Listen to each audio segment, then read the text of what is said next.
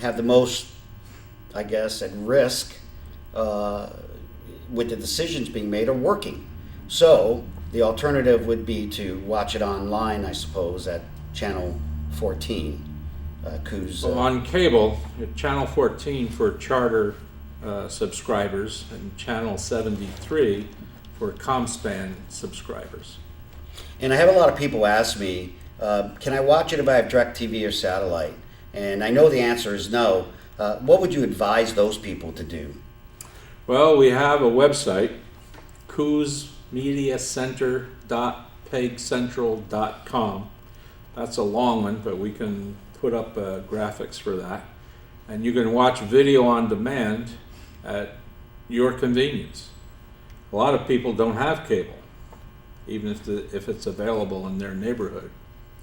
So we've more than doubled our audience just by adding video on demand. And I'd like to say that we did it no extra expense to the governments.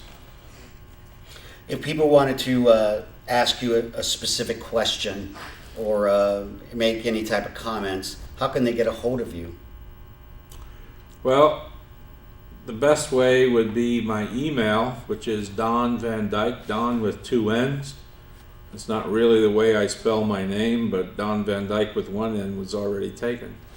donvandyke@gmail.com.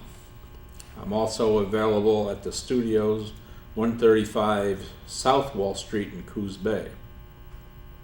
Is there anything else that you would like to say to the community regarding your candidacy? Well, it's important, really important, that you take some responsibility. Local government is the basic building block for all governments in the United States. And I don't have a direct quote, but both Thomas Jefferson and James Madison emphasized that. Strong local government was the most important, and it builds up from there. Things are happening every day or every week at one level of government or another, and it affects the way we live, and the way our children's lives are going to be in the future. So if we don't have some sort of input, if we don't make a decision, an informed decision, when we go to write out our ballots, then we're going to wind up with chaos. The 110th Congress had the lowest ratings of all time since opinion polls came along. 92% of the congressmen who sought re-election got re-elected, even though everybody thought, oh, this was a terrible Congress. And now I think the 111th Congress, the current one, is even worse. So we'll see in 2010 if I'm right on that. But 92% of the people that conceivably were doing a poor job got reelected. It tells you the electorate isn't paying a lot of attention. You see, and I would agree with that. But I sense a lot of apathy when I talk to people out there about both parties, and that really not much will change as long as there's lobbyists with lots of money and corporations buying votes and things like that. Right, few select people, and the elite congressmen and senators are making all these decisions based on their input.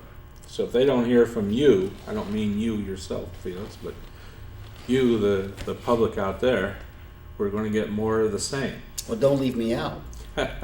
I'm not. One last question. I know that the county commissioner's position is nonpartisan, but how would you define yourself as far as liberal, conservative, conservo-liberal?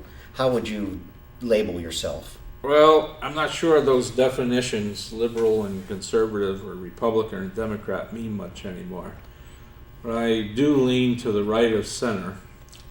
I very much believe in the United States Constitution and the thoughts of the Founding Fathers. I've read some of the federal papers, Common Sense by Thomas Paine, biographies of Franklin and Jefferson and Washington, among others.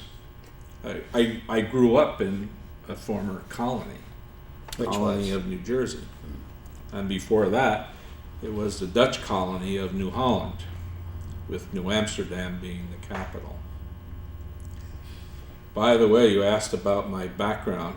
My ancestors came to North America on the Spotted Cow in 1652 and settled in what's now called Brooklyn. So is there any significance on Thanksgiving holiday for you? Oh yeah, all that early stuff. I grew up by a Revolutionary Battle of Monmouth. It was only a few miles from where I lived, and the concept of giving thanks began in 1621 with William Bradford, the second governor of the Massachusetts Bay Colony, and became a tradition. It started with George Washington. He didn't declare it a national holiday, but the proclamation was made by Abraham Lincoln, but it was George Washington who first asked the country to give a day of thanks for the blessings that our good Lord has given us. Well, Don, I appreciate you coming on to the show and announcing your candidacy and speaking about the issues that are affecting this community. Thank you very much. I appreciate the opportunity. Call on me again, Felix. I will.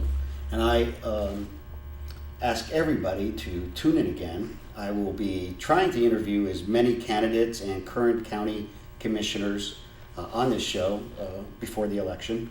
And I encourage everybody to get involved. If you have a complaint, well, get out and vote, and attend the meetings or watch the meetings online, and make a difference. Thank you, and be well.